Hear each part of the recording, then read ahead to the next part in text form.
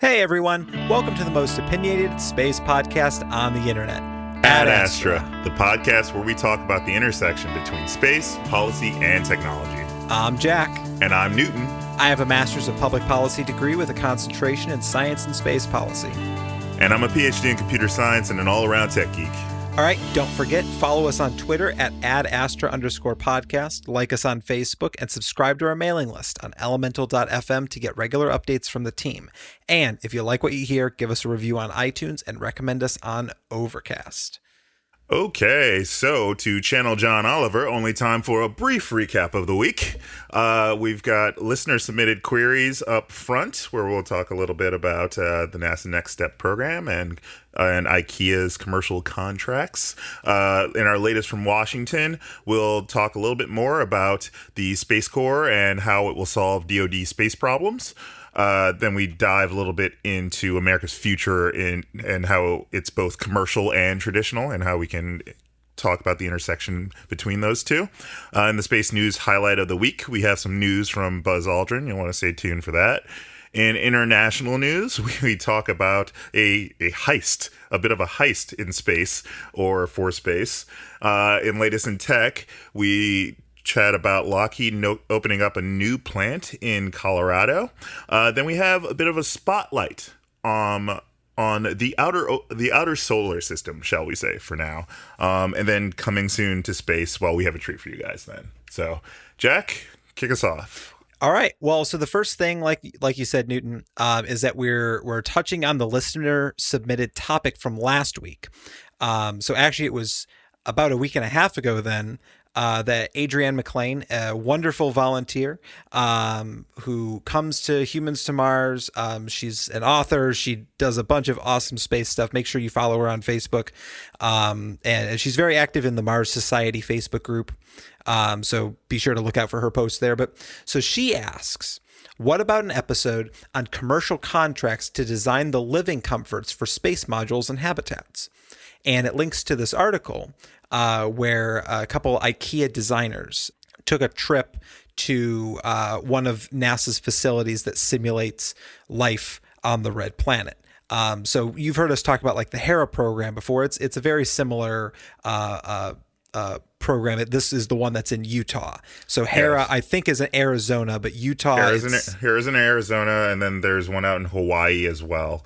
But yes, this one's in Utah, and it's focused specifically on Mars habitation. They've stated for some of the other ones that the missions that many of the missions are Mars focused. But this dome is specifically to model Mars habitation, and it was built back in 2001 by the Mars Society, which is an advocacy group that you and I know, Jack, that focuses on helping humans get to Mars.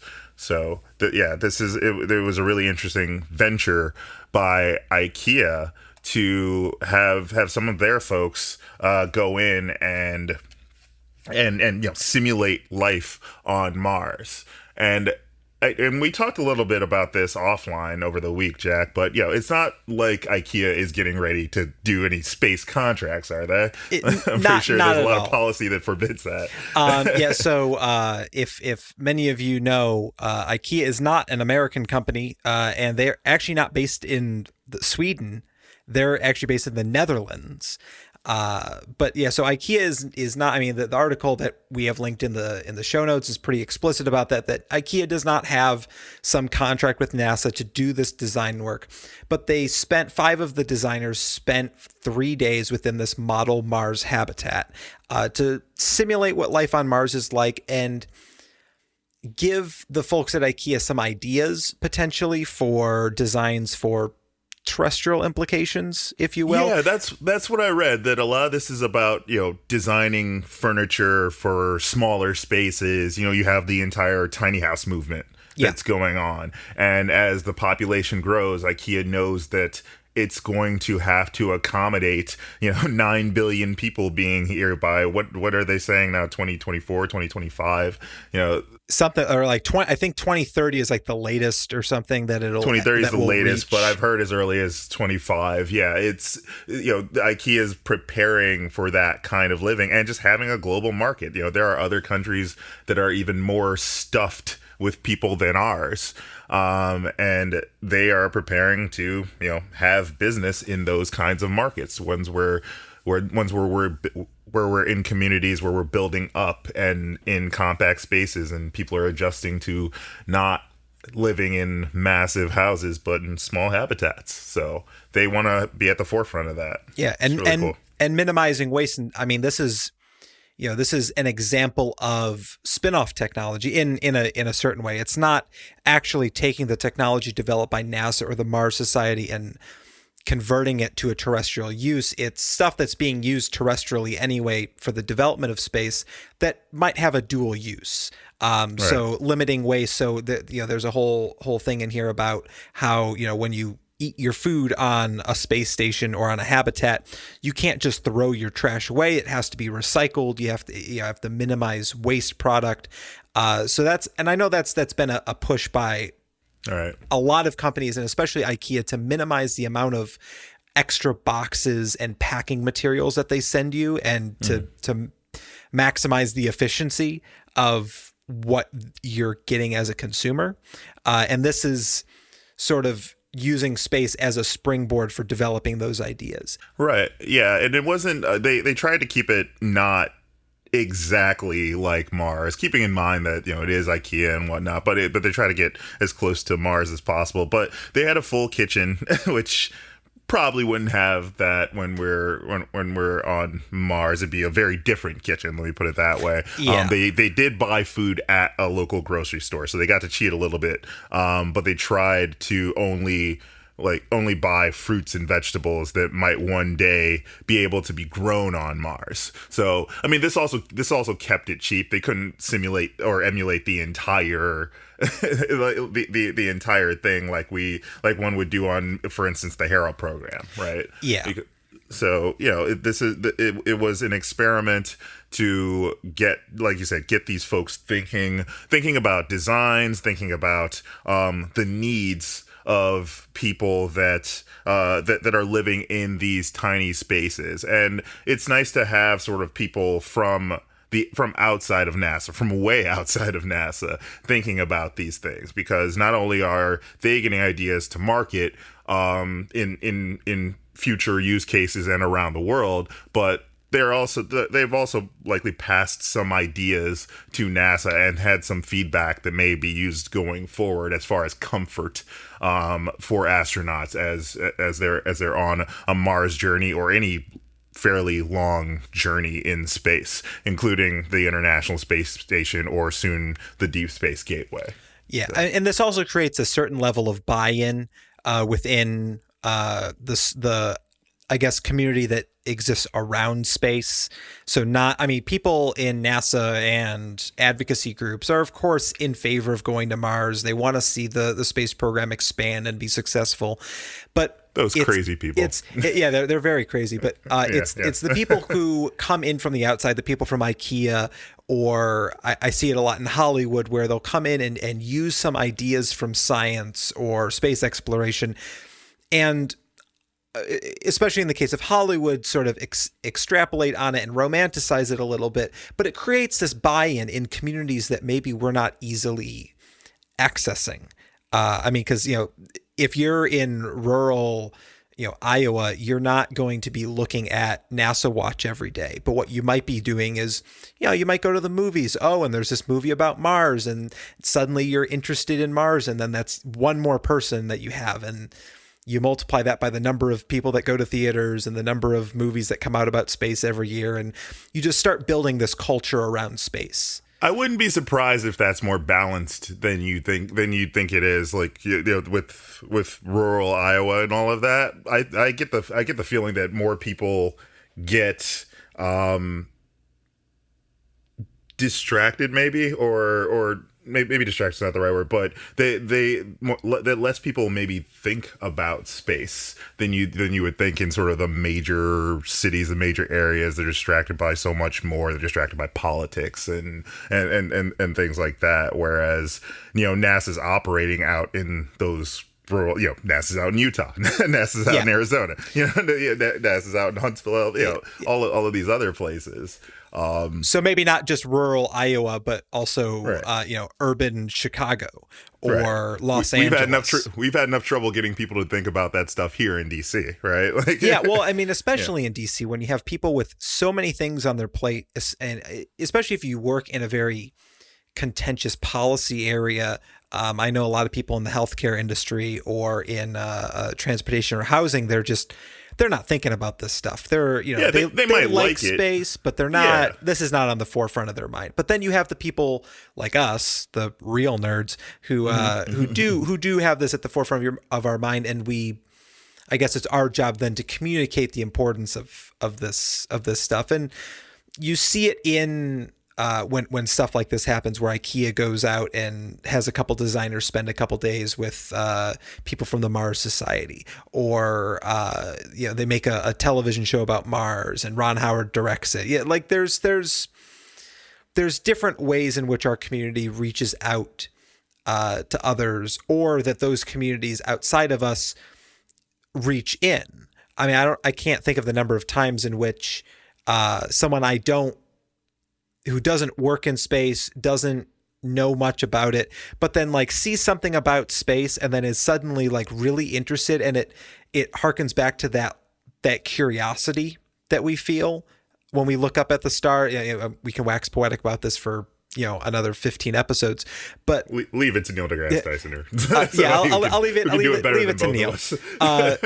But it harkens back to that very base human instinct that need to explore, that I think when you see things like this, it just expands the opportunities for those types of situations to happen, where someone sees space in some medium and is suddenly struck with that awe and wants to get involved and writes their congressman or calls their senator or whatever it is. I mean, there's so many ways that space can engage people. And we just got to kind of keep getting better and better at it as we try to get humans to Mars by the 2030s. But Adrian, 2030s, we keep saying that. That'll be coming up in our space news highlight. But Adrian, one of the things actually so I'm speaking to her and everyone else, that I thought of when I saw your article that you shared with us, is the NextSTEP program. And this is something that Newton, you and I have talked about before. We have. And it's sort of, I mean, it's as you would assume, the next step in human space exploration. And so a lot of the NextSTEP contracts. So NextSTEP stands for Next Space Technologies for Exploration Partnerships. So these are public-private partnerships where the government sets aside, I mean, some of them are, a couple $1 million. Some of them, can be over the lifespan, could be close to a couple $100 million. Yeah, but they're really risk reduction programs. So they've been keeping the numbers fairly low. So it's been more like a couple million and under. There have been a few highly rewarded ones, but this is more like create proofs of concept, create risk reductions for the government, the equivalent of a seedling for those who kind of speak that language. So that you can prove that you can do this one thing or these two things, and it allows you to move on to the, no pun intended, next step, which is transitioning that seedling into a full-on program or transitioning it outside of NASA. So so some of these that we've talked about before are the creation of in-space manufacturing. What was it? The other one I was looking at? Oh, it's the in-space manufacturing multi-material fabrication laboratory is the most recent one of NextSTEP 2, that part of the program. But one that we had talked about, maybe one of our first episodes, was talking about it was this contract that went out to, I think it was 6 companies in total, to design a deep space habitat. Now, these aren't going to be the ones that fly, and it was only, I think, the total of all the awards given out, it might have been like $5 million. So like not enough to build an actual resilient vehicle or gateway or station, whatever you want to call it. But it was the proof of concept, the design, this is the direction we could be going. And that is the basis for what the Deep Space Gateway is going to be. So well before the Deep Space Gateway was announced, there were those 6 companies. And from what I've been told and what's been said in news media is that the Deep Space Gateway is going to be an amalgam of the best ideas from this NextSTEP habitation program. So, Boeing builds their version of it. Lockheed Martin builds theirs. I think Sierra Nevada has a contract. There's a couple others. I think Bigelow Aerospace has some money in this. And then they're going to take the best attributes of all of them and combine it into this piecemeal program. Yes, actually. So there was sort of breaking news, but there was actually a couple of articles that I've been reading about that over the last week, stating that Lockheed Martin has been given the go-ahead to build a full-scale prototype of the deep space habitat that it proposed for the NextSTEP program. And I have a feeling that it's going to take all of those proofs of concepts and lump it into Lockheed's 18-month contract for that. So yeah. I mean, Lockheed knows how to build things, so let them build the model of it. But I'm sure there's going to be an expandable module on it. I'm sure there's going to be ports on. I mean, I think actually for this Deep Space Gateway, the design is that the docking ports are going to be built by ESA in conjunction with Roscosmos, because they're the most. I think it's the universal something connector. Is their design so that any type of vehicle can connect to it. So it's the, USB plug of space habitats. But can you really say universal there? Yeah, it's a bit of a pun. It's but so this NextSTEP program is sort of what reminded me. So Adrienne and everyone who's interested in this topic of space furnishing, I guess that would be, should take a look at the NextSTEP program and look at some of the abstracts for the one I mentioned, the In-Space Manufacturing Multi-Material Fabrication Laboratory. I'll just call it Fab Lab because that's what they're calling it here.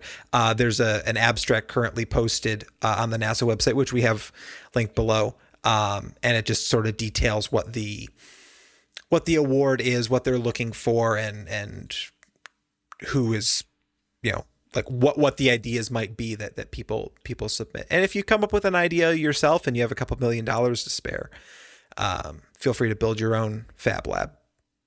Word. All right. So moving on to latest from Washington. So everyone's favorite topic, Space Corps, is back in the news.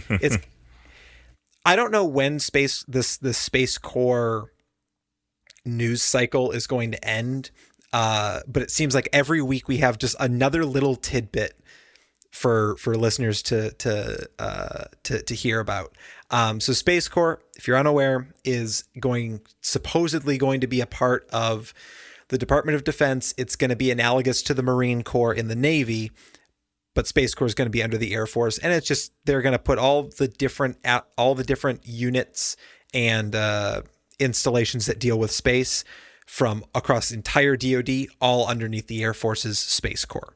And it sets, I think it's December 31st, 2019 as or really, January 1st, 2020, I think is like the day it's supposed to officially start. But yeah, so the news this week is that two of the biggest proponents of Space Corps, that'd be Mike Rogers, and his colleague on the Democratic side, Jim Cooper, are emphatic about the Space Corps being able to solve some of the Air Force's top space problems. So if you're not aware, there are a lot of problems in the acquisition of rockets, of satellites, of ground services, of all the different parts that make up building an international, or I guess that'd be international space network that the Air Force is supposed to be taking care of. a lot goes into it and a lot can go wrong. And right now it's not as optimized as a lot of lawmakers would like it to see. There seems to be a lot of waste and overrun budgets, overrun schedules when it comes to some of the bigger projects underneath the Air Force. And the two that are pointed out here are OCX and FAB-T. So OCX is a ground-based surveillance system that the Air Force will be using to track and monitor things in space. And Newton, you did some research on FAB-T, and you kind of have an idea of what it is. So, well, let's be clear. I didn't do research on FAB-T. I Googled it. I looked up what FAB-T was. That's research. That's research in this day and age. That means that takes a very different context because this is a project by Raytheon. So I did not do research on this. But yeah, the FAB-T is basically it's a $298 million contract by the U.S. Air Force that was awarded to Raytheon to basically build beyond line of sight terminals. And the idea here is for, in the event of a nuclear war, to enable the president to communicate with the National Command Authority, or in any other major event scenario. The terminals are designed to operate with the Air Force's advanced, extremely high-frequency constellation of highly secure, jam-proof, strategic and tactical communication satellite. But the FAB-T program has already cost $4.6 billion with a B dollars and has been in development for more than 10 years. Boeing was initially the prime, and now it's over at Raytheon. And yeah, they're seeing or the program has in the past seen overruns. So yeah, it's and the same thing with OCX. I think their 2018 budget request is $511 million for the next year, which is up by over $100 million from last year. So you can see that there might be a budget problem within DoD space. But DoD is so big, it's this specific. Yeah, group. and right? I mean, since the Secretary of the Air Force has been designated the principal DoD space advisor, the PDSA, all the weight has fallen on them, her. For this administration, to fix some of these problems. But then Congress seems to have come in against the wishes of the Air Force, of many in the space community, and even the White House. And Congress has said, we're going to make a Space Corps to solve these problems. I mean, PDSA, that distinction for the Secretary of the Air Force, has only really existed since, I think it's October 2015. So it's not even 2 years old yet, this distinction, and Congress is already fed up with it and wants to try something new. So again, I'm very cautious about Space Corps. I think the premise of it, the reason why Rogers and Cooper want to push this forward, being that, because Russia and China have reorganized their militaries to focus much of their research and development on space technologies, that suddenly we're falling behind. I think it's and to reiterate, their top 5 campaign contributors are Lockheed Martin, Defense Aerospace Corps. Yeah, there's a number of defense companies that are backing them in super PACs or PACs. Yeah, I think this is a false front. Using this just as much as the missile gap back in the 50s was a false front. I think this, saying China and Russia are somehow competing with us in space right now doesn't give justice to the real situation. I mean, China hasn't even launched astronauts in the last couple years. I mean, yes, Russia and China are getting better at it, but by no means are they comparable to the capabilities of the United States. I mean, just looking at the United States, we have, I would say, 4 major space, and we're just talking launch providers, 4 major companies, Boeing, Lockheed, ULA, and SpaceX, all working together on contracts. Well, maybe not working together, but working for contracts for the U.S. government. Russia has one company, China has one company, and they're both state-run. So capitalism wins. I guess you could say that. You said it, not me. But yeah, so again, Ad Astra will be your home for all Space Corps news, as apparently something new comes out every single week. I know, it's weird because no other part of the government has a lot of news coming out every single week. Anyway, moving on. Different topic. So kind of going into, I was mentioning some commercial companies there, but so there was an op-ed post by Greg Autry in Space News talking about, I mean, the title of it is America's Future in Space is Both Commercial and Traditional. And the whole premise of this op-ed is that we can't just say that the entire future of space is commercial, that SpaceX is somehow going to save the world and they're going to be the only company in space that does anything meaningful. That's what everybody we talk to says. That's what that's what the public perception is, but that's not always right? Like it's, Elon has built this like media empire around him, or this cult of personality around him. It's a really smart way to do it. Yeah, very smart way to do it, because it creates that inevitability complex that plagues SpaceX, that even if they don't do it 5 times in a row, maybe they'll do it on the 6th. But so this article goes in and says, NASA has a decent sized budget. It's a little bit less than 20 billion. The most recent number, as we talked about last week, was 19.5 billion, which will probably be the budget passed by the Senate and the House and then on to the president. But of that money, a lot of it goes to commercial companies in the form of contracts. That's still traditional space.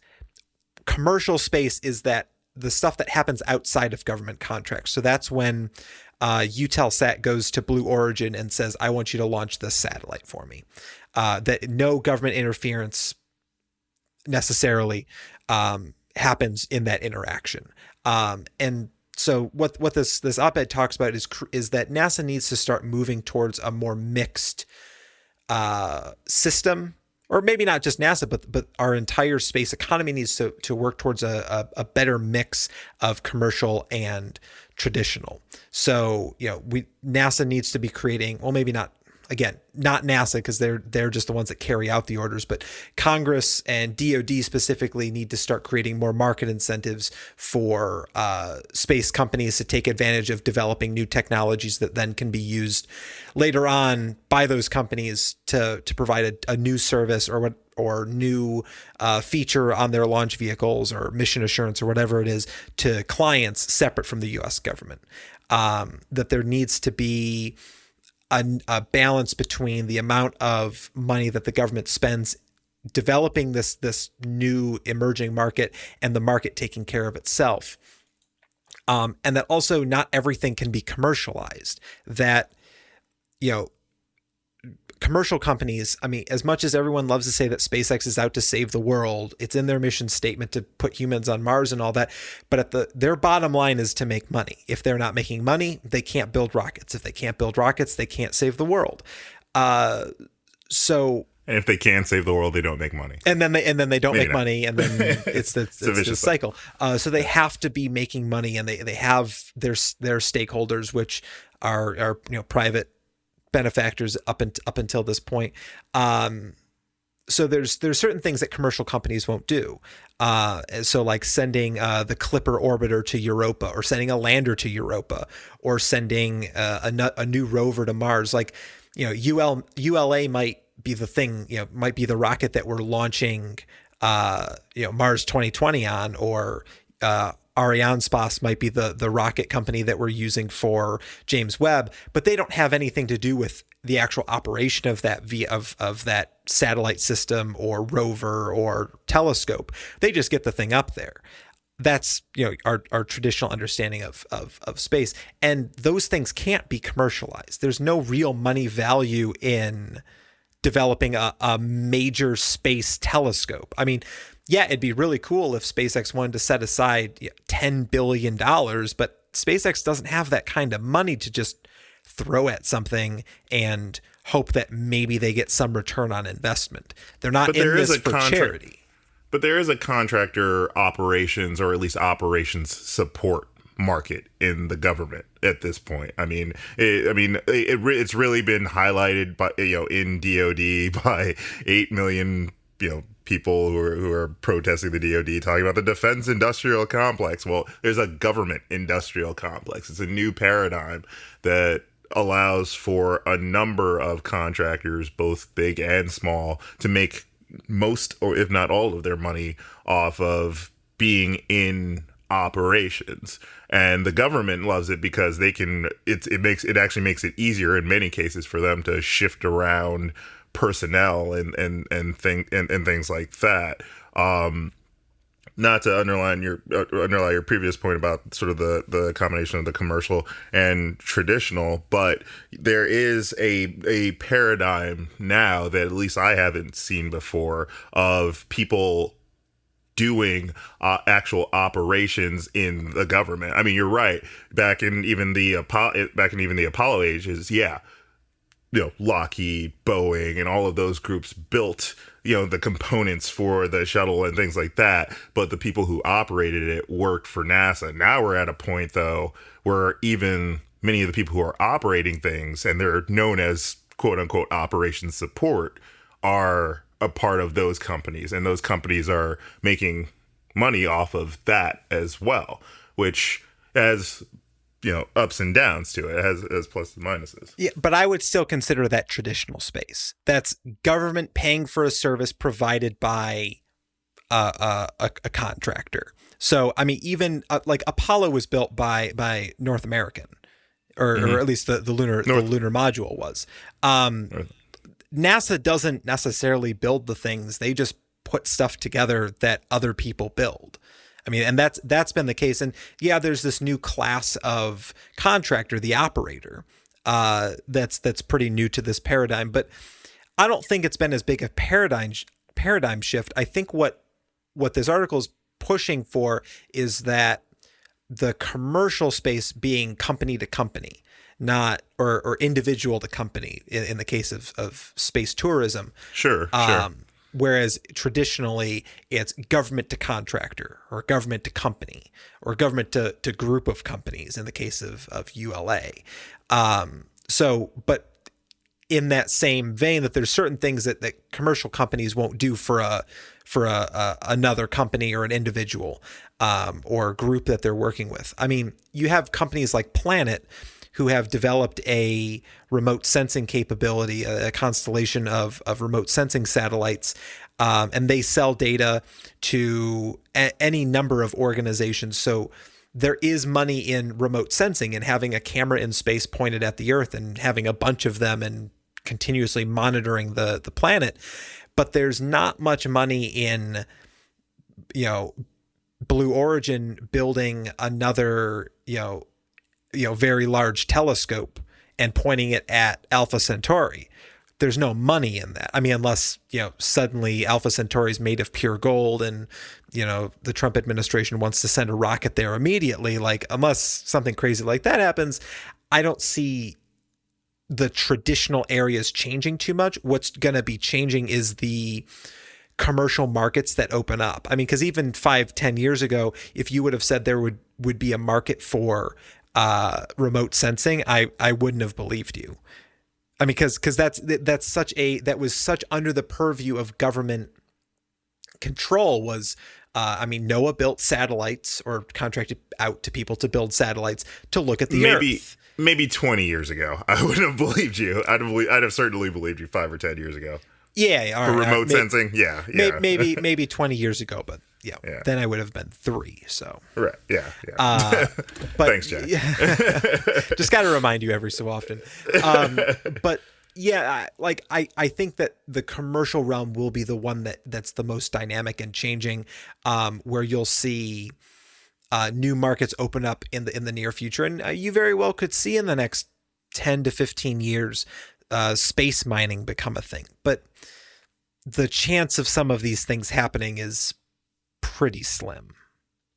But I think finding that right balance, which is what this article is mainly talking about, between traditional means of space exploration and these new commercial means opening up new markets, I think is vital to the future of the industry. And that sort of that talking about that balance kind of leads us into something that Buzz Aldrin said in a op-ed. So we're covering a lot of op-eds this week. So our space news highlight of the week is Buzz Aldrin says, "One small step for man, closer to Mars." So Buzz, the famed astronaut for for Gemini and the Apollo program, he wrote an op-ed in the Hill, link in the show notes, basically calling on the current administration and the current space community to rally behind the idea of, on the 50th anniversary of the Apollo 11 moon landing, which is July 20th, 2019, for there to be a call for humans to Mars within a defined time span. So Buzz doesn't get too far into the weeds on some of these topics, as sometimes he does with his cycler idea. He does bring up the cycler, by the way. But he basically says we need a fiscally responsible way to get humans to Mars by the 2030s. So earlier, by 2039, he specifically 2039, says. which that's a new number than what I've heard him talk about before, and that I've seen. I feel like we're in a very interesting time right now where we're starting to see people putting money where their mouth is, especially within the space program. So at NASA, putting money into exploration of Mars or the Deep Space Gateway or the ISS decommissioning, and saying, hey, maybe 2024 is a little ambitious, or 2033 is a little ambitious for humans to Mars. Let's start to push these off a little bit, and then maybe push them off a little bit further in the future. So it's saddening to see 2039, but I think there is, that is a little smart to say that, because that's a little bit more, maybe a little more digestible to say within 20 years of the 50th anniversary of the Apollo landings, we'll have humans on Mars. That sets a time frame. So I think part of the success, and I've talked about this before, part of the success of Apollo was that it said by the end of the decade that they were going to have humans on the moon. And they did that. Has that worked in any other space endeavor? No, not at all. I mean, with the space shuttle was supposed to be operational within like 5 years. It took a lot longer. It took 7 years.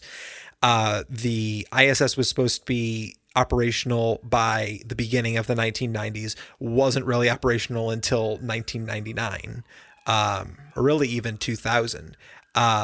So maybe creating that defined 20-year time span might be a little bit off, but I think Buzz has a really good point here that with this energy behind the National Space Council, there's obviously a desire within the administration to push some of these policy proposals forward. Now, this isn't going to be a Trump program. This isn't going to be a Pence program. I mean, if we're talking 20 years in the future, that's theoretically 5 different administrations are going to be in office between now and the time people are on Mars. And I mean, even best case scenario for those presidents, it's 3 administrations away. So I agree with Buzz that there needs to be that presidential commitment that we haven't seen on the same scale since really Apollo. But I would be very hesitant to say we need to recreate that Apollo moment, because I think Apollo was so unique in its time that trying to replicate it would just end in failure. I mean, that's why the last Space Council failed under HW, was he tried to do the Kennedy moment, but it just wasn't time for a Kennedy moment. And we can't have, a Kennedy moment in 2019 either. I mean, it's just a completely different time. The technology is different. The goal is different. The geopolitics is completely different. And the people to some extent are different. I mean, there's always, you see a lot of folks in the space community kind of go back to this. The reason that it didn't work under HW was because it was the end of the Cold War. Peace broke out in Europe, as they say, right? And so there didn't seem to be this thrust to compete with another nation. Well, now we are at, I wouldn't say it's as deep as the Cold War, but we are in competition with several nations who have attacked us just in different ways, whether it's cyber or what have you. But I don't see the people, being as motivated to support their nation under the whatever you want to call this form of war that we're in right now. It's hard to get that kind of thrust in the atmosphere that we live in, and I don't think it's just the events that are taking place. I think the culture has shifted.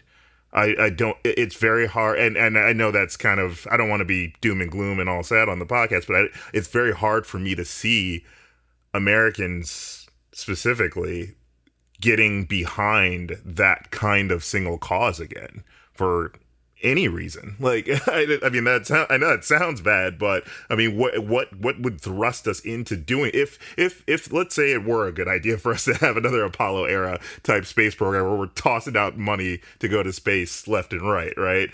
Super high risk. Nothing we would ever do if we were thinking logically. Fiscally responsible, as responsibly, what Buzz wants us to do. What would be a motivating factor? And what would be a motivating factor? And two, what if we had something to motivate us? Would it be? Do you think it would be space? You think it would be that over something like climate change? Right? If well, so that's the tough part. Is you have to have that buy-in. You have to create the context. You're almost sort of trying to engineer the context in which you can create this Apollo moment at this point. Yeah, you can't deliberately create Apollo moments.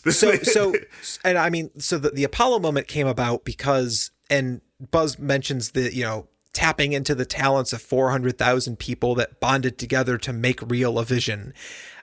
That existed because these were the people, this was the greatest generation that was building the Apollo program. These were the people who had already 20 years prior bonded together to defeat fascism in Europe. So we need sort of the impetus for creating a culture that would bond people together in order to realize this vision of humans to Mars by the 2030s. I think that, it's not that we need another world war. We need an event that bonds people to their generation and not to the technology. If that makes sense. I feel like I mean, this is, maybe I'm getting a little too esoteric here, but I think we're too focused on what the technology is going to do for us as opposed to why we're developing the technology. But I don't know what that event could be. I mean, I honestly, we could have a massive, I feel bad being the doom and gloom one, but we could have a massive hurricane hit Ohio because the climate has gotten so wacky, right?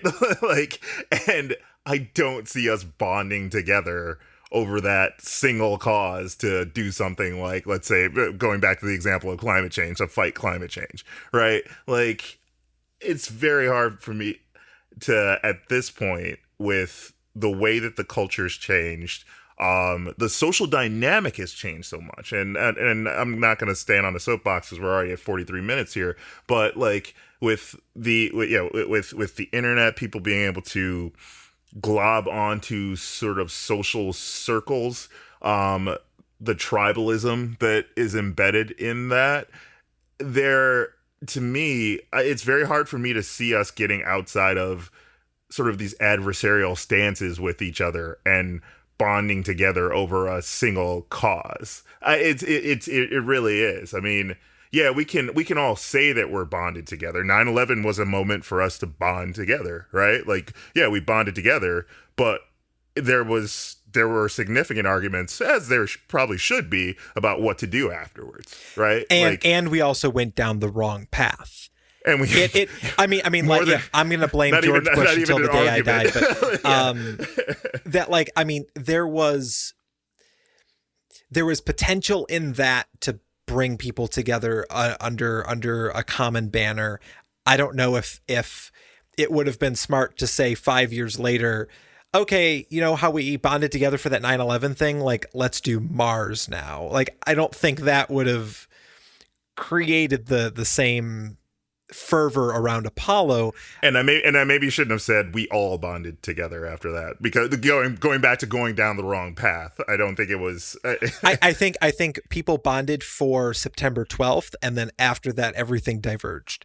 I think maybe, and I've said this before, that climate change is the Apollo of our time. Maybe it should be. That's the problem. Like, it should. I know be, it's the most frustrating thing to know culture. That this is the problem, that if we as a culture were smart enough, we would tackle the same way we toppled fascism in Europe, but we're not putting the resources into it. I mean, like, and it's not because we need to be on the warpath against climate change, but we're not. We're too focused on other things. I mean, you look at the 60s. I mean, Jesus, like, you had the Vietnam War, you had civil rights, so you had all of these other things that there were that we focused on, but we still bonded together as a nation to do this thing. Like, this crazy thing, right? Called Apollo. Like Apollo happened during the Summer of Love, you know, right. like these aren't mutually exclusive things. I mean, these were all part of the same cultural context happening at the same time. We just have I think you're right that there's this tribalism of today that, you know, this us and them, this separation between us, that we can't achieve these greater callings. And that's not to say that there isn't room for hope in tackling climate change or getting humans to Mars or getting humans back to the moon, or whatever the rallying cry is for the day. But it is increasingly difficult with the spread of misinformation, with the spread of ambivalence to the facts, ambivalence to but it's scientific. Not just that either. It's not just that either. Well, because it's not just that, but that's part of this. Let's call it like it is. Those are heavy, diehard things that are happening on the conservative side right now, but you also have issues that would prevent that from happening on the liberal side too. Everyone is now a college freshman who wants to call you out for the latest and greatest thing that is seen as immoral, right? And it's very hard for people to have a conversation at this point. And these are the things. There are things that are happening on both sides, not equally, not nearly as impactful, but are happening on both sides that are dividing us. And I'm saying both sides, but there is a strong sort of middle, or or other that typically doesn't have a voice as well. So yeah, I don't know. It's a difficult problem. I don't think we can solve it on this podcast. especially since this was supposed to be a short episode, and we're hitting 50 minutes. This was supposed to be a short episode. Yeah. And then Buzz had to say something, and then now we're all well, let's just ring him up and have this conversation. We should phone el phono with him. But actually, this might be this might be a good poll for the week, or question of the week is, what event do you think could unify us? And or if you kind of take my stance, which is, I'm skeptical to believe that there are many feasible things that could unify us outside of an asteroid right now. I don't know. Even then. Yeah, even then. Be like, we kind of screwed things up last year. Let's just kind of end it. If for some reason you don't even think that could unify us, what do you think the driving cause of that is? I'd like to hear that. Yeah. So in the comments on Facebook, two questions. We'll have two threads for it. Yeah. Comments on Facebook. We'll be posting on there. Tweet at us. instant message us, send us Yeah. a carrier pigeon with your opinion on these two Yeah. questions. Tell me I'm being too doom and gloom. Anyway, moving on. On to international news. Speaking of, I don't know how this story even fits into what we were just talking about, but a Plano businessman pleaded guilty last Thursday in federal court to smuggling radiation-protected microchips used in space exploration to China and Russia, according to according to the U.S. Attorney's Office. So Peter A. Zuccarelli, which sounds like a gangster in a Batman like a comic or movie, age 62, was actually charged in June by the U.S. attorney with conspiracy to smuggle goods out of the U.S. and to violate the International Emergency Economic Powers Act. Jack, our policy wonk, are you familiar with that act? Nope. That's international, not me. Yeah, that's true. All right.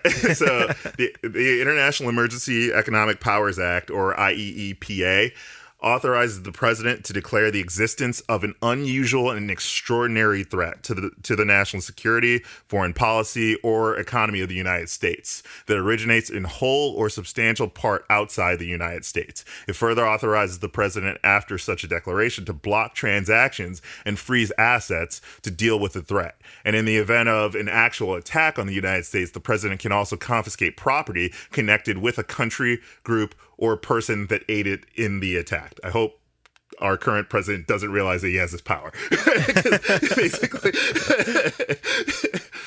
basically means he can walk up to your house and rob you. No, and say you posed a threat. But anyway, Zuccarelli faces up to 5 years in prison and a maximum fine of $250,000 for violating this act. Basically, how this started was Zuccarelli's eyeglass lens coating companies were mired in financial troubles when prosecutors said that he tried to profit from this scheme to export microchips to China and Russia. He used one of his eyeglass lens companies, American Coating Technologies, to buy the microchips from two American manufacturers, and then shipped the chips known as radiation hardened integrated circuits, but mislabeled them as touchscreen parts from his Carrollton company to customers in China and Russia. And an unnamed Pakistani-born accomplice who is a U.S. citizen is referenced in federal records as a co-conspirator on that scheme. So this is the document does not name the two American companies from Colorado and California that actually manufactured the microchips, but I mean, this is a major intentionally violating these export laws. Zuccarelli's accomplice found customers who wanted to buy the microchips for use in China and Russia's space programs and took their orders. The co-conspirator arranged for $1.5 million to be deposited in a bank account controlled by Zuccarelli so he could use the money to buy the American microchips for the Chinese and Russian customers. He basically created false paperwork to make false statements in an attempt to hide the conspiracy. So this guy's blatantly guilty of doing this. This isn't even the first. This isn't even the first case of this in the last year. Most recently, a Los Angeles woman named Si Chen was arrested in May and charged in connection with a scheme to smuggle U.S. space communications technology to native China. This is something that has been that has definitely been discussed within the federal government and is a part of why the government has been cracking down on its export-import laws. There have been significant efforts by the Russians, by the Chinese to sneak technologies, it's corporate espionage and things like that to pull technologies from American companies and have those technologies taken to those countries and remanufactured in those countries. I mean, it's a, think of it as a slow form of pirating, Jack. Okay. So yeah, it's pretty crazy that I guarantee you're going to hear this story more and more. But this is basically, these two foreign countries who I'm sure they've denied having any involvement in this, but oh yeah, well, I mean, they're like, Yeah. oh yeah, sorry, we were gonna steal some of your really important space technology. Our bad. well, more like they probably had a company on the other side that was that were the ones who were on the recipient end when so Yeah, company on the other side, air quotes. right. So anyway, moving on to latest in tech, we have a spotlight on the ninth planet. So IEEE highlighted, and we're running very short on time, so I'm going to kind of rush through this story, but IEEE highlighted a co-discovery of the famous Michael E. Brown. Some of you may know him better as the guy who killed Pluto. Okay, it wasn't Neil Tyson; it was this guy. Neil Tyson just. I would actually call Michael E. Brown a hero. Yeah, but that's just me. That's just me. Some may call him a hero. Write all your letters to Jack. Hey, I'm moving on Saturday, so no one's gonna know where I live.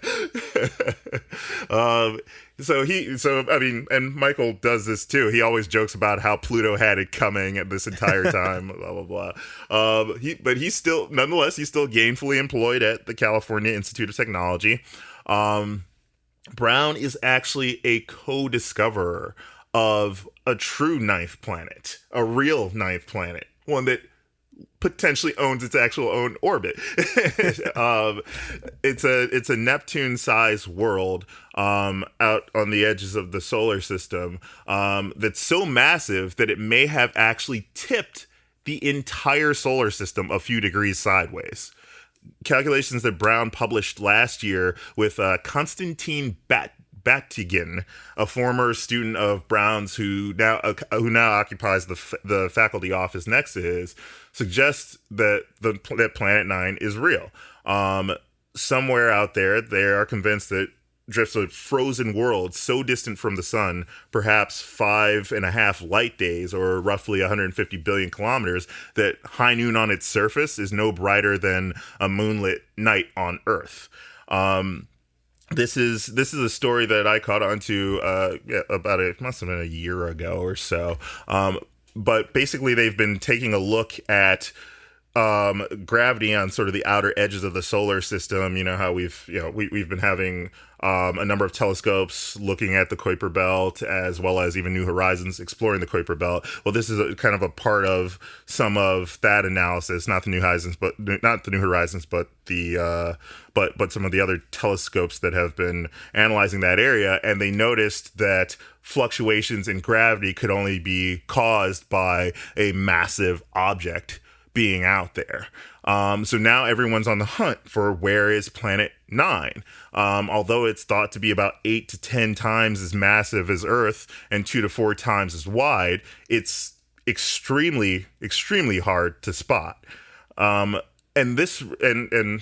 we don't have time to go into a lot of the other exploration, but this article really talks about some of the computation that's going into actually spotting this satellite. It's very difficult to actually just, find a new planet. It's taken forever to find the 8 that we know of in the solar system, as well as Pluto.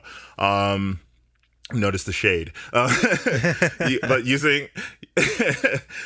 the article really goes into a lot of the compute mechanisms that are used in tandem with what are known as symplectic integrators, which are just mathematical integrators for Hamiltonian systems. And when I say mathematical integrators, they're used to basically compute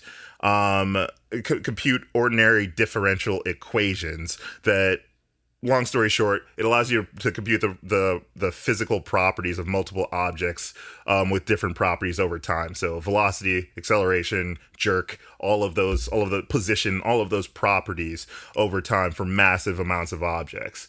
But it talks about, a number of supercomputers that are being used from, Brown's at California Institute of Technology, as well as ones at Yale with 1,000 core computing clusters that use symplectic integrators to simulate things like 10 to the 19th years worth of orbital mechanics in a month. It's a really interesting article. It's in the show notes. And yeah, check it out, because it kind of gives you a real sense of how physics is being done today. It's not just a bunch of folks sitting down at a whiteboard. I mean, there is a lot of that, but a lot of it too is compute power and computers cranking away and tackling what are known in the computer science field as embarrassingly parallel problems, problems that can be addressed when spread out over thousands of computing cores and computing clusters. This is an age we're in an age where we can really use our instruments not just to validate our discoveries, but to make the discoveries themselves. And this is a true example of that. So shout out to Michael Brown. He's doing great work as always. So I guess moving on. Yeah. So our coming soon to space. I just want to touch on one thing from a couple weeks ago. So we had the Ad Astra favorite planet vote starting a couple weeks ago, and we had over 164 people vote. Wow, nice job, guys. I know. Nice I mean, there job. were probably a couple double votes here and there, but we'll let it slide. So the winner of the first annual Ad Astra favorite vote or favorite planet vote is, drumroll, Saturn. Nice. So Saturn won. Of course it is. With 51 votes. The second place winner was Mars with 36 votes, so not very close. Really? But second, third, and fourth were all very close. So second was Mars, third is Jupiter, fourth was Jupiter's not surprising. Yeah, I was actually kind of surprised, because I originally was going to vote for Jupiter. I ended up voting for Saturn. But I would have thought Jupiter would have been second. Yeah, I thought Jupiter actually was second for a very long time, and then Mars overtook it. And it's then the humans and Mars people. That's who it is. That's who it was. And then the ice giants. So Uranus and Neptune came in fourth place. Fifth place was Pluto. It got 15 votes. The way people voted for Pluto was if they lived in the UK, they were still able to pride react on the post, so that counted as a vote for Pluto. Or if the person commented on the photo saying that they vote for Pluto, I gave Pluto a vote.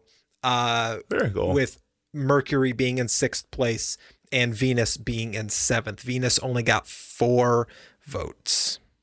Cool. So cool. No, Awesome. No love for the planet named after the goddess of love. But whatever. But congrats, Saturn, because you are the best planet. Yeah, aside from the current we're a one, little until we screw it up. biased. Yeah. Just one more quick announcement. I just want to give a shout out once again to the Astronomy on Tap folks here in DC. We checked out that event last Tuesday. It was the day after we recorded, so we couldn't shout it out last Wednesday when our last episode came out. But shout out to the Astronomy on Tap folks. That is the most packed space event. I think social event. I don't know. That, I don't know if Steph said it at the event or afterward, or it might have been the email, the thank you email she sent out, where I think it was the most well attended Astronomy on Tap. Yeah, I mean, go online and go on Facebook and check out pictures at the Astronomy on Tap Facebook site. Honestly, like that place was packed, and I hadn't even seen it that packed before. But as long as I've been in DC, they and this is no shade to any of the other groups, but Astronomy on Tap has been one of the most packed social events for space, regular events for space that I've seen, and they always bring great presentations. So if you haven't been out to it, check them out on Facebook at Astronomy on Tap. And they're actually they're not just here in DC, they're all over the place. New York City, Chicago, there's ones in Ann Arbor, Michigan, Tucson, LA, everywhere, even the UK and Canada. So when you get a chance, definitely check them out. It's a great time to just sit there, drink, and talk space with a bunch of folks. Yeah, So, it's a lot of fun. And yeah, so I guess our final coming soon to space. So in 2 weeks, as everyone is well aware, is the Great American Solar Eclipse. Newton, you and I, we're going down to Nashville. sounds like Nashville. So we just have to figure out which way we want to take. Yeah, go the 14-hour way or the 15-hour way. Yeah. Well, there's one that hits a couple states. There's one that basically drives through Virginia. I think Virginia might be. So in the comments, also vote. We'll drive whichever way that the voters want. I'm kidding. I'm not going to do that.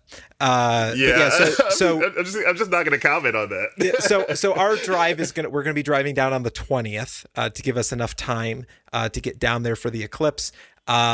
So we're actually going to be, I think we're going to be foregoing an episode that week. We'll let you know if that changes. But our episode for the week of August 21st is going to be a live stream on the 20th, and it'll publish to Facebook so you can watch it and listen to it on there. But so make sure you follow us on Facebook, and make sure you keep an eye out for our live stream. We'll probably over the course of the day, I mean, we could just have it running for most of the trip even, and just do maybe some Q&As and talk about some space news and have sort of a What's that Facebook address again? It's facebook.com/AdAstra podcast. /AdAstra podcast. Yes. You memorized it earlier. So yeah, make sure you check that out. Coming up in the next 2 weeks, set a reminder on your phone. We'll be live streaming for a couple hours probably, but we'll let you know. And while we're at it, make sure you go to the other Elemental FM show, the other shows on the Elemental FM network, if I can speak today. We have Reminiscent, we have the Straight Up podcast that just recorded another episode, wrapping up our segment for now until new news comes out on net neutrality. So if you have a suggestion for stuff to read, or if you want to read yourself, go to facebook.com/straightuppodcast, and just leave a comment about things that you want to read, or if you'd like to volunteer to read something that's close to you. And it could be anything. It could be about space, could be about environment, could be about, more net neutrality stuff, healthcare, anything. So just facebook.com/straightuppodcast. All right. Well, we're an hour and 6 minutes. We're 6 minutes over an hour and probably 30 minutes over what we wanted this episode to be. But after we just plugged a bunch of groups that aren't paying us. Yeah. Come on, Steph, pay us. I'm kidding. Love you, Steph. Yeah. Right. And those folks over there are reminiscent. But yeah, so I guess that's where we're going to wrap it up this week. As always, I'm Jack. And I'm Newton. Ad Astra.